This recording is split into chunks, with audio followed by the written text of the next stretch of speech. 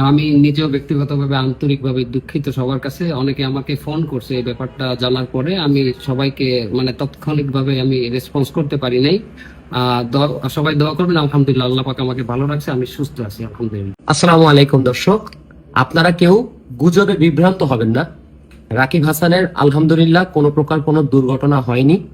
আপনারা যে নিউজটা বারবার শেয়ার করছেন অথবা আমাদেরকে বারবার ফোন দিয়ে কন্টাক্ট করার চেষ্টা করছেন, আপনারা যে বিষয়টা নিয়ে চিন্তা করছেন, খুব খুব বেশি দুশ্চিন্তা করছেন, এটা আসলে একটা ভুল নিউজ।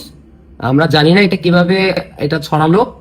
আমরা একসাথেই ছিলাম সবাই, হঠাৎ করেই মানুষজন আমাদেরকে ফোন দিয়ে তারা জিজ্ঞাসা করছিল যে আসলে রাকিব ভাই কি হয়েছে, সে কেমন আছে।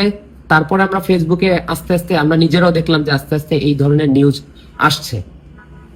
আমি নিজেও ব্যক্তিগতভাবে আন্তরিকভাবে দুঃখিত সবার কাছে। অনেকে আমাকে ফোন করছে এই ব্যাপারটা জানার পরে। আমি সবাইকে তাৎক্ষণিকভাবে আমি রেসপন্স করতে পারি নাই।